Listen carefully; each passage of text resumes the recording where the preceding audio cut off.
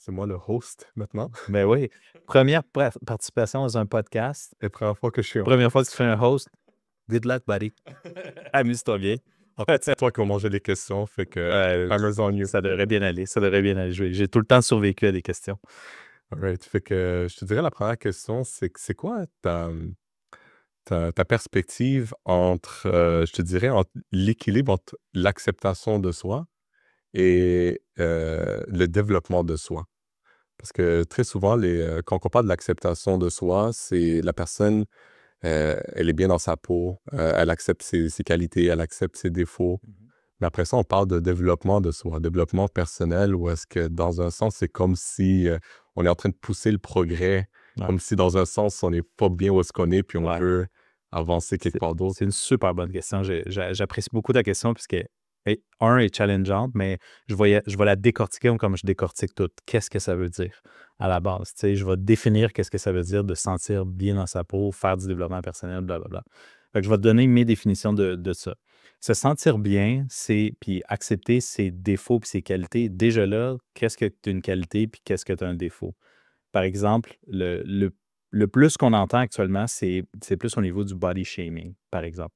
Quelqu'un qui est gros, Moi, j'ai été gros presque toute ma à partir du moment où j'ai hit le 21 ans, je suis devenu gros. Tu sais, fait que j'ai été presque gros toute ma vie, puis là, je suis en train de perdre ce poids-là parce que, anyway, j'ai fait un process de ce côté-là. Mais toute ma vie, j'ai vécu une espèce de ralentissement de mon tu sais, la façon que je percevais mon corps et tout ça, il y avait des limitations à cet endroit-là. Puis je voyais que la société jugeait ça. Fait qu'il disait c'est comme un défaut d'être gros. Puis là, éventuellement, on a dit ben non, mais c'est pas un défaut d'être gros. Tu sais, tu dois accepter ton corps, va dans l'acceptation, puis non, non, non. Fait qu'on on te dit accepte la façon dont tu es. Comme ça, tu vas pouvoir arrêter de te flageller avec ça. Au lieu de dire dude, travaille donc ton estime personnelle à 100%, puis peut-être que si tu travaillais ton estime personnelle par le développement personnel, tu pourrais, tu pourrais juste te mettre en mode santé, puis pas être en surpoids actuellement. Fait que, il y a un balance de beaucoup de croyances à l'intérieur de ça entre qu'est-ce que c'est que le accepter, puis qu'est-ce que c'est que le développement personnel. Selon moi, tu te développes à partir du moment où tu n'aimes pas le résultat que tu as dans toutes les facettes de ta vie, que ce soit physique, que ce soit mental, que ce soit par rapport à tes croyances, par rapport à tes performances, ton argent, famille, amis, tu sais, prends toute la roue de la vie au complet, là, on veut tout le temps la travailler puis s'améliorer là-dedans. Mais habituellement, pourquoi est-ce qu'on va s'améliorer? C'est parce qu'on a souffert dans une facette. Si on ne souffre pas, c'est rare qu'on va vouloir performer dans quelque chose. C'est comme, mettons, tu n'avais aucune souffrance, je ne suis pas sûr que tu vas te développer. Si on était dans une société qui ne jugeait pas autant, je ne suis pas sûr que tu ferais du développement personnel. À moins que tu es curieux. À moins que tu sois curieux. C'est exactement que tu pousses, mais tu sais, toi, tu as poussé dans les limites. Moi, j'ai poussé dans les limites parce qu'on est, on est tous les deux des personnes curieuses qui veulent repousser les limites puis qu'on avait ça à l'intérieur de nous autres. Mais si tu observes la plupart de la société, c'est pas ça qui est en train de se faire. Si je prends 80% de la société, ils n'ont pas de goût de faire du développement personnel. C'est pas dans leur c'est pas dans leurs besoins. Et pourtant, quand on leur parle, la plupart souffrent de quelque chose. La plupart vont dire ah ben c'est ça, la vie m'arrive, puis moi je suis pas chanceux, puis tu sais, je suis gros parce que dans l'épicerie, il y a presque de la malbouffe, puis c'est pas de ma faute si ça arrive dans ma gueule, puis tu sais, peu importe, tu Ouais. comprends? Mais pour ceux qui font justement le chemin du développement personnel, il y a à un moment donné un switch à faire, de décider de devenir plus en amour, tu sais, de s'aimer sans les conditions, de observer la perspective qu'il n'y a pas de conditions, l'amour inconditionnel. Ça a été c'est l'arme numéro 1 dans le fond, dans mon arsenal, où est-ce que si tu arrêtes de te juger, tu arrêtes d'imposer des conditions à ton amour propre, que ce soit ton corps, tes relations et tout ça, tu te dis, mettons, c'était inconditionnel. Mettons que je n'avais pas de règles là-dedans. Qu'est-ce que je ferais? Tu vas remarquer que tu avais le pouvoir décisionnel depuis le début. Tu Ouais. n'avais pas nécessairement besoin de lire 12 livres de thérapie pour te permettre de guérir, par exemple, ou de te permettre de faire des changements dans ta vie. C'était plus une question d'aimer vraiment à 100% puis authentiquement l'être que tu es. Puis après ça, décider qu'est-ce que tu préfères. Mhm. Est-ce que tu préfères être en shape ou être gras? Moi, je préfère être en shape. Good. Mais faut que tu t'entraînes pour être en shape. Il y a une cause à effet à créer là-dedans. Il y a une action-réaction à créer là-dedans. Les muscles ne popent pas tout seuls. Il faut les maintenir. Il y a une mécanique derrière cette affaire-là. Fait que si tu es vraiment sérieux par rapport à, mettons, être en forme, tes actions vont le démontrer. Même affaire si tu veux être en couple. Est-ce que tu sors dehors? Est-ce que tu parles avec des gens ou tu restes dans ta cave et tu ne parles pas à personne? Très difficile de rencontrer quelqu'un comme ça.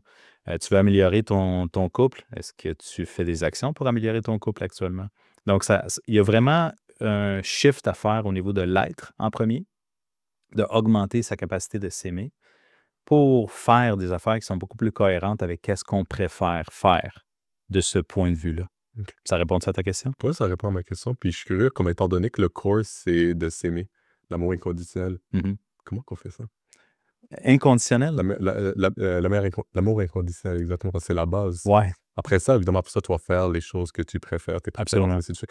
Mais la base, Ouais, comment qu'on fait pour s'aimer? Pourquoi? Parce que tu regardes aujourd'hui, qu'est-ce qui se passe? Il y a ouais. beaucoup de i. Des gens qui ne s'acceptent pas, des gens qui sont J'ai heureux. deux approches. J'ai l'approche mentale puis l'approche émotionnelle. L'approche mentale rationnelle, c'est d'y penser.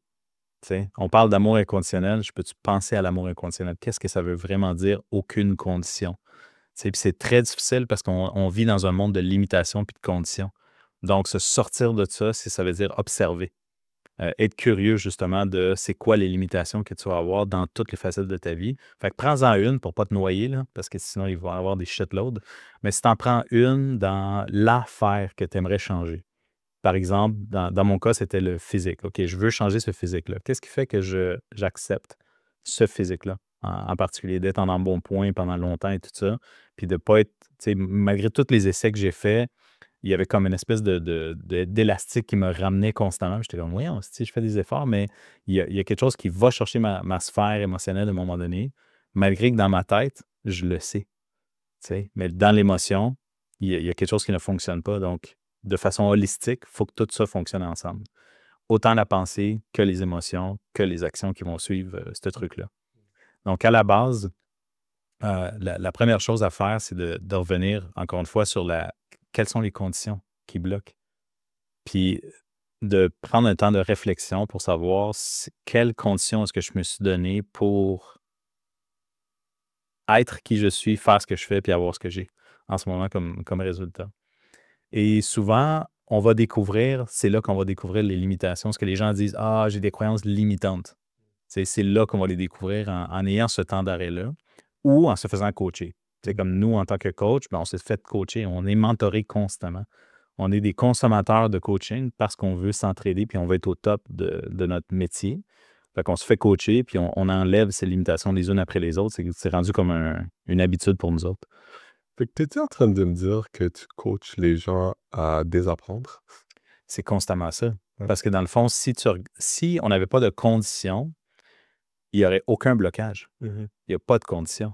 Donc, automatiquement, tu tombes dans l'amour inconditionnel. Je pense qu'un bébé qui rentre au monde n'avait pas de conditions. Il existe. Puis après ça, il se fait conditionner tout le long de sa vie. Ouais. Il se fait conditionner par l'environnement physique en premier. Donc, tu es né où? Es-tu né dans un banc de glace ou tu es né comme en plein milieu de la savane où il y a des lions? Ou tu es né à Montréal dans une belle doudou toute belle qui vient d'un magasin chic. Là, on ne naît pas tous au même endroit. Fait que déjà là, l'endroit environnemental dans lequel on va naître va commencer ce conditionnement-là. C'est qui tes parents? Est-ce qu'ils t'aimaient, tes parents? Est-ce qu'ils t'ont démontré de l'amour? As-tu été violenté quand tu étais jeune ou pas violenté quand tu étais jeune? Est-ce que tu as eu des traumas très, très jeunes, mettons entre 0 et 6 ans, ou est-ce que tu pensais que tout était vrai? Puis tu vivais ta vie, puis tout ce qu'on te disait, c'était vrai. Tu comprends? Parce que tu n'avais pas de discernement encore. Ton ego, il n'était pas là. Donc, ça, là, les 6 premières années de la vie, c'est les plus grosses années de conditionnement sur le code source de l'humain. Et par la suite, il y a les traumas. Oui, il peut y avoir des traumas avant, il peut y avoir des traumas après, mais on est full conditionné. Ouais. Fait que oui, le coaching, l'approche de coaching, c'est beaucoup de déconditionnement en premier. Puis c'est de percer des fois. Des fois, c'est simple. Le conditionnement, il ne doit pas enlever des couches d'oignons. Là. Tu sais, des fois, on dit on va enlever des couches d'oignons. Puis en thérapie, d'une semaine à l'autre, mettons, puis c'est ça que j'écœure tous mes amis psychologues avec ça, enlever des couches d'oignons. Tu sais, une fois par semaine, on va enlever une couche d'oignons. Ouais, mais qu'est-ce qui arrive si j'en ai 489? Ça veut-tu dire que je vais faire 489 sessions de thérapie, esti? Chris, c'est fucking long, man. Ouais. Ça me tente pas de faire ça. OK, cool. Y a-tu quelque chose qui va percer comme la noirceur, cette opacité-là que mes conditionnements ont créé?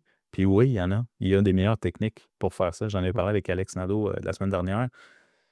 Il y a des affaires qui percent vite la noirceur des conditionnements qu'on s'est fait pour faire jaillir une lumière d'espoir.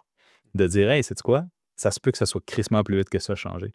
Ça se peut que ton conditionnement, on soit capable de le déconditionner en 30 secondes. Et que ce conditionnement-là, qui tenait un paquet d'autres conditionnements, ou cette croyance maîtresse-là qui tenait 160 autres croyances en vie, on la pète, puis ce soit terminé. Puis là, tout d'un coup, tu vois finalement l'espoir en disant « Oh shit, OK, 1, c'était normal, puis 2, c'était mécanique, cette affaire-là. » Parce que les conditionnements sont mécaniques. Sont littéralement des mécanismes de conditions. Fait que je pense que qu'est-ce qui dissolue toutes les conditions, c'est l'acceptation de l'amour inconditionnel. En partant. Fait que si tu es en mesure de vivre, même faire une méditation ou étudier le sujet de l'amour inconditionnel, ça va être très difficile de faire coller quelques conditions que ce soit dans ta vie. Maintenant, il y a des règles, il y a des lois physiques. On est dans un monde physique, il y a des lois physiques. Fait que, ça, mettons, je dis, OK, l'amour inconditionnel va me faire flotter dans les airs. No. Non, il y a quand même des règles, mais pour toi, pour tes émotions, ton psyché, ton corps et tout ça, ton estime, vas-y dans l'amour inconditionnel, c'est la façon la plus rapide d'y aller. Qu'est-ce qui est intéressant dans ce que tu dis, c'est que tu fais référence aux enfants qui, jusqu'à l'âge de 7 ans, où est-ce qu'ils vont justement absorber toute l'information qu'ils vont recevoir de leur environnement, puis ça va développer leur caractère de qui ils sont. J'ai pas dit tout ça, mais c'est toi. Ouais, Mais c'est bon que tu le dises. OK. Mais tant que c'est intéressant à noter pour aussi connecter avec ma partie du podcast, c'était que jusqu'à l'âge de 7 ans, l'enfant est dans le Theta Brainwave State, qui est exactement dans l'état où est-ce que moi j'ai découvert qui est le meilleur état pour mettre quelqu'un dedans pour commencer à accéder à son subconscient, ses systèmes de croyances, pour enlever ses conditionnements qui s'étaient mis, que la société lui a mis, que la famille, que la culture, que la religion lui a mis, Ouais. et ainsi de suite, sont toutes là. Fait qu'un enfant, il vit là-dedans. C'est pour ça qu'il y a une imagination qui est tellement grandiose, parce qu'il croit tout comme si c'est réel. Ouais. Son monde intérieur est plus vrai que le monde extérieur. Ouais. Fait qu'il accepte tout comme une réalité. Exact. Right? Fait que si on est capable de retourner à la source puis vivre dans cet état-là, ben là, tout à coup, on a la clé Ouais. pour changer les croyances qui ne te servent pas jusqu'à des croyances qui te servent, qui sont plus expansives. Tu me dis ça, puis ça me fait penser à un des premiers trips de moche qu'on avait fait ensemble. Puis le premier sentiment que j'avais vécu, c'est justement l'état de Theta, live, mais consciemment. Pas Theta, genre je suis entre deux, où est-ce que je suis pas certain d'être réveillé ou pas réveillé. C'était, je suis full réveillé, puis je suis full dans cet état-là. Puis je le sentais, puis le feeling est exactement le même, puis je pense que je t'en avais parlé. C'est, oh my God, je feel comme l'enfant de 7 ans que j'étais avant. C'est la première étape du trip de moche, c'était celle-là. Puis ça m'arrive souvent parce que, je veux dire, on a fait une couple de trips ensemble, nous, on le sait. Là. Mais c'est, wow, OK, je me sens comme j'ai accès à une partie de moi qui est l'enfant en moi, puis qui est une fréquence spécifique où est-ce que tu enregistres, puis tu as accès à cette information-là, à cet endroit-là. Ouais. Ouais. Je sens vraiment que ça, c'est une émotion clé, l'émotion des enfants. On a tellement à apprendre des enfants dans le sens où est-ce que ils sont toujours émerveillés de tout. Tandis que nous autres, malheureusement, dans la société, ça nous a forcé à quasiment accepter que si quelque chose ne peut pas te donner de force ou de l'argent ou du pouvoir, Ouais. there's no value, right? Mais tu vas voir un enfant, il va ramasser une branche par terre ou une roche par terre, it means the world to him, puis il va le ramener à la maison, puis it does mean the world, tu sais. Ouais, il va créer un sens puis une réalité de cette branche-là, puis ça va dire de quoi pour cette personne-là, en effet. Exactement. Il y a une affaire qui me passe par l'esprit en ce moment, tu sais, il y a beaucoup de thérapeutes qui disent « Va voir l'enfant en toi », tu sais, puis ils ils font une modalité, justement, où est-ce qu'il dit « il y a toujours un enfant en toi ».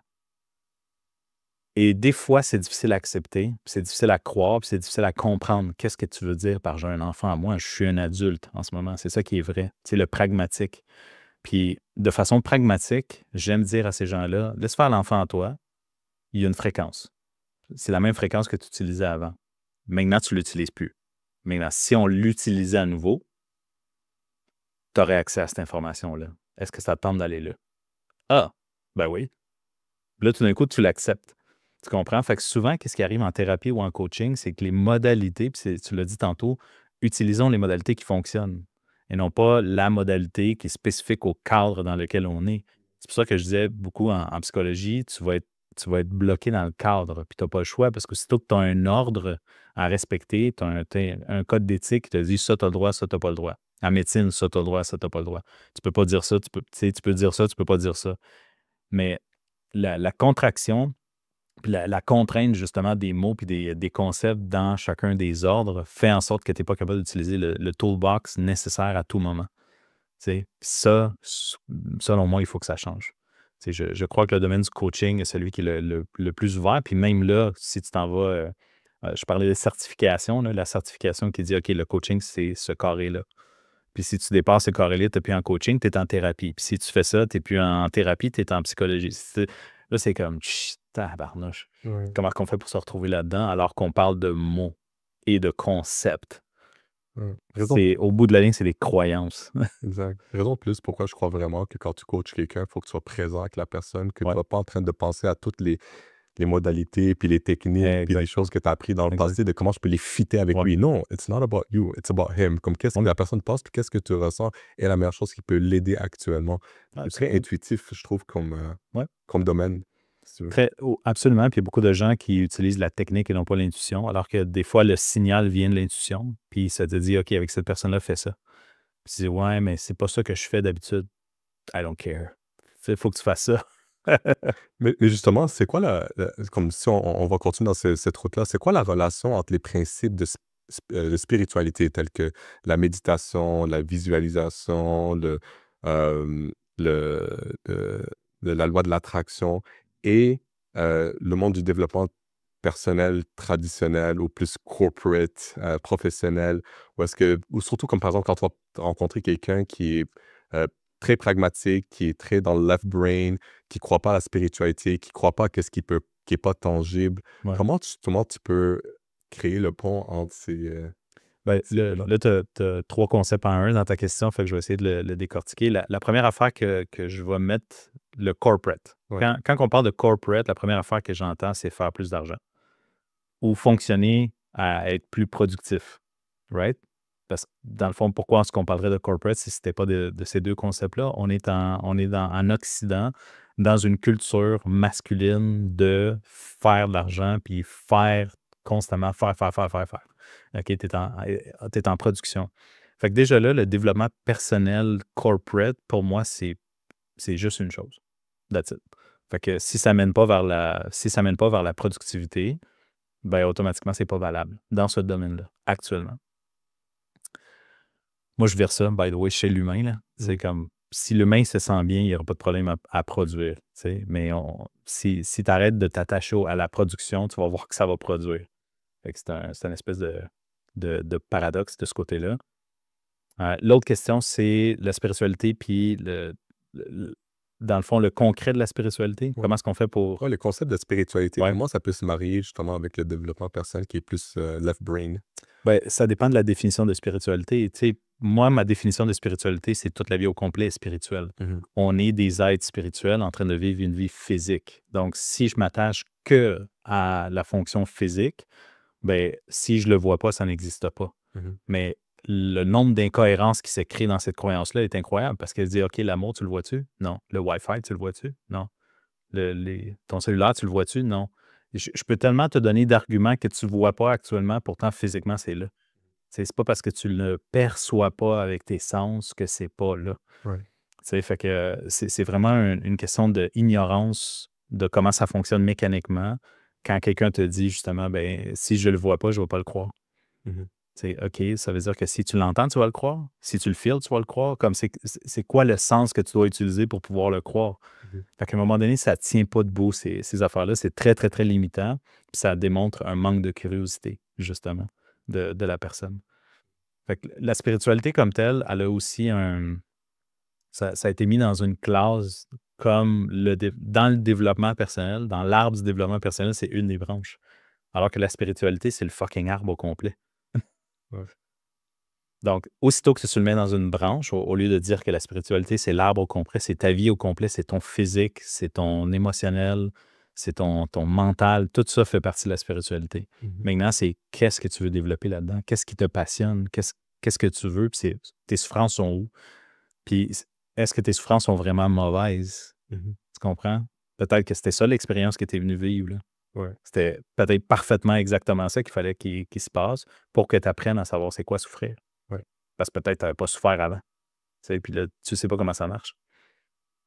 Fait que bref, on peut en parler très longtemps, mais on n'a pas 10 heures pour le faire. Là, mais... Non, je trouve ça fascinant parce que Ouais. moi, la spiritualité, c'est tout simplement de la science qui n'est pas comprise. Puis avec la physique quantique, tu es tout simplement en train de créer le pont entre la science comprise. Ça mène un bon point. Ça mène un bon point. Actuellement, on a un clivage entre, dans les derniers temps. Fait que mettons que je prends les 150 dernières années. Même pas, les 100 dernières années. Toi, tu te souviens-tu il y a 100 ans? Non, tu n'as aucune crise d'idée. Ton schème de fonctionnement actuellement commence dans les années 80. Là. Fait que tu te souviens de 1980 à maintenant. Tu as comme 40 ans, finalement, d'historique. Puis tu fonctionnes sur 40 ans alors que l'humain a 200 000 ans. Fait que toi, dans tes 40 ans, tu te dis que tu comprends comment ça marche la game. Non, ça, c'est très, très myope au niveau de l'histoire. Ouais. Puis de penser que les choses ne changent pas puis ne sont pas cycliques à l'intérieur de ça. Le monde change puis il se révolutionne aux 20 ans. Pas de façon drastique. Il y a des affaires comme assez incroyables comme le AI, l'intelligence artificielle va révolutionner les 20 prochaines années. Puis ça va être ça. Ce sera, l'Internet, ça va être, on prend ça pour acquis. C'est l'heure, tiens ça pour acquis. Tout doit changer. Puis tout va changer. Fait que je reviens sur le temps comme tel. Quand on prend la perspective que ce qu'on vit actuellement est seulement le résultat des dernières années, on doit rester ouvert d'esprit, à savoir que peut-être que les choses se sont mieux faites avant et qui vont mieux se faire après également. Puis qu'en ce moment, il y a des transitions dans certaines affaires. Qu'en ce moment, il y a certaines choses qui vont mieux qu'avant, mais moins bien qu'après. Par exemple, l'école. L'école a le même système. L'école en Amérique du Nord, c'est le même système depuis au-dessus de 100 ans. À peu près. C'est des bandes rangées, on te donne du par cœur, on te donne de l'information de base, mais aucunement pratique, pragmatique pour vivre une vie heureuse et épanouie. On te montre comment faire de la production. Connaissance de base générale, ce qu'on appelle le français, l'anglais, la gym, de base. Aucune spécialisation. Secondaire, même affaire. Aucune spécialisation. Là, ça commence tranquillement à se spécialiser. Tu arrives au cégep, c'est encore générique. Tu arrives à l'université, puis là, ça ressemble un petit peu à de la spécialisation. Mais techniquement, qu'est-ce que tu fais des finances personnelles? Qu'est-ce que tu fais de la santé globale? Qu'est-ce que tu fais du sommeil? Qu'est-ce que tu fais du confort physique? Qu'est-ce que tu fais de l'estime personnelle? Qu'est-ce que tu fais de la confiance en soi? Tu sais, comme des affaires bien plus basiques que ça, que c'est pas éduqué à l'école. Ouais. Éventuellement, si plus de gens faisaient du développement personnel, ils verraient que ça, c'est basic. Si tu avais ça, tu aurais beaucoup moins de problèmes dans la vie, puis ta vie serait beaucoup plus heureuse. OK? On peut-tu mettre ça dans les fondements de l'école, s'il vous plaît? Oui, mais il faudrait changer le système actuel. On fonctionne dans un système dépassé depuis très longtemps. Et ça, ça prend du leadership et du courage pour le faire, chose qui est très en manque dans la politique, justement. La politique et le leadership, là. Puis le leadership, je pense vraiment que ça commence par le leadership de toi envers toi-même. Ben oui, de de soi. envers toi-même. Exact. Mais quelqu'un qui a fait beaucoup de développement personnel, mais une bunch de monde qui ont fait beaucoup de développement personnel à l'intérieur du gouvernement, à voir ce que ça va faire. Exact. Ils vont faire qu'est-ce qu'eux, ils sont. Donc, voilà. Mais si tu as du monde full limité qui sont aux commandes d'un gouvernement, tu vas avoir un gouvernement limité. Ça me fait rire parce que c'est ça ce que Timothy Leary voulait faire. Il voulait mettre du LSD dans le water supply de la ville, puis il dit toute la ville va s'illuminer parce que tout le monde va faire un autre tour. Ah, exactement. Tout le monde va s'observer et faire comme, oh shit, OK. Ouais. Mais je trouve ça intéressant ce que tu dis. Puis honnêtement, oui, on n'apprend pas tout ça à l'école. Comme on n'apprend pas à apprendre à l'école, right? Ouais. On n'apprend pas la mémoire, comment développer la mémoire à l'école. Oui. Mais sauf qu'on a accès à cette information-là parce qu'on vit dans l'âge de l'information. Mais tu sais, un fait intéressant, c'est que une personne aujourd'hui, le nombre d'informations auxquelles tu vas faire face dans une journée, c'est plus qu'une personne dans les années 1400 qui va faire face toute sa vie entière. Ouais. OK? Puis là, on parle à peu près de quoi? 25 000 journées dans ta vie, en général. Fait qu'on on a accès à 25 000 fois plus d'informations Ouais, qu'un tout à fait. humain dans les années 1400. Mais ça, c'est pas. Moi, je m'en fous de ça. I know, but, Ouais. mais sauf que, d'après toi, comme ce overflow d'informations, cette distraction... Ce n'est pas un overflow. Cette accessibilité. Cette accessibilité Ouais. à autant Moi, je d'informations. trouve ça riche. Je trouve ça abondant. Maintenant, si tu défocalises constamment, si tu n'as pas une capacité de focus parce que tu ne l'as pas appris, justement, parce qu'on ne t'a pas appris à focaliser, puis dans le fond, on utilise constamment ta dopamine contre toi dans les médias sociaux en train de scroller, tu sais, puis on te conditionne à ne pas focaliser, bien là, à ce moment-là, tu ne seras pas capable de justement avoir le focus nécessaire pour faire arriver par loi de l'attraction, par magnétisme, par peu importe comment tu veux l'appeler, les choses que tu veux faire arriver vers toi. Ça prend le focus. Mhm. Tu attrais vers toi tout ce sur quoi tu focalises. Tu es d'accord avec moi? Exact. Donc, si ton focus est à chier, puis tu es myope et tu es presbyte en même temps, qu'est-ce que tu vois devant toi? Tu vois rien. Fait que tu dis, OK, ben il n'y a aucun sens dans la vie. Comme je ne suis pas capable de rien faire parce que je n'ai pas les sens pour pouvoir. Donc, le premier déconditionnement, c'est vraiment un déconditionnement de focus. Focus sur peu de choses. Les choses qui te passionnent le plus, tes préférences. Donc, apprendre à savoir qu'est-ce que tu aimes le plus en disant non à tout ce que tu n'aimes pas, puis juste garder certaines informations en disant, ben qu'est-ce qui te parle le plus, puis fais ça. Puis vas-y au bout. Vas-y jusqu'au bout de cette ligne-là de ta passion ou de ton intérêt ou ce que tu veux faire en ce moment. Puis tu vas remarquer que quand tu mets beaucoup de focus sur quelque chose, ça se fait beaucoup plus facilement que si tu n'avais pas de focus sur cette chose-là. OK. C'est intéressant parce que tu parles beaucoup du mot focus. Alors, est-ce que ça ferait du sens si je dirais que l'attention sur quoi tu mets, le focus sur quoi tu mets est ultimement ton currency. L'ultime currency, c'est le focus. Définitivement, c'est définitivement entre l'argent. Si tu poses la question, je suis sûr, à tous les médias sociaux, entre de l'argent puis le focus des gens, qu'est-ce que tu veux? Ils vont tous te dire, je veux ton attention. C'est juste ça. Je veux juste ton attention. Puis je veux la garder le plus longtemps possible. Pourquoi? Parce que quand j'ai ton attention, je peux te passer de la pub. Puis avec la pub, je peux me faire payer. Donc, c'est 100%, je vais prendre ton temps puis ton énergie, mets-la sur mon média, sur mon média social, puis moi, je vais te vendre des gogos avec ça. Exact. OK. Mettons que tu faisais moins ça, puis tu faisais plus ça dans ta vie en faisant, OK, je vais moins consommer de médias sociaux, puis je vais consommer plus d'attention sur ma femme, plus d'attention sur mon corps, plus d'attention sur mes amis, plus d'attention à m'amuser, plus d'attention sur mon estime personnelle. Je crois que assez rapidement, tu vas te rendre compte que, oh shit, je perdais mon énergie constamment. Puis ton focus, c'est ton énergie principale. Puis de ce que tu es en train de dire, alors je déduirais qu'il y aurait un deuxième currency qui existe. Le premier étant le focus et le deuxième, je dirais que ça serait le temps. Oui, exact. Qu'est-ce que tu fais dans le temps? Exact. Tout le monde a le même temps. Comment ça se fait qu'il y a des gens qui leverage le temps constamment? C'est parce qu'ils ne focalisent pas ces mêmes affaires que toi, tout simplement. Fait que non, le temps est le même pour tout le monde. Les activités dans le temps sont complètement différentes d'une personne à l'autre. Puis je nous laisserai sur cette ligne-là. La différence entre quelqu'un qui obtient tout dans la vie, c'est que cette personne-là dit non 99% du temps à tout ce qui n'est pas qu'est-ce qui le passionne à ce moment-là. C'est ça la différence. Elle devient ultra spécialisée à focaliser sur qu'est-ce qu'elle aime à ce moment-là.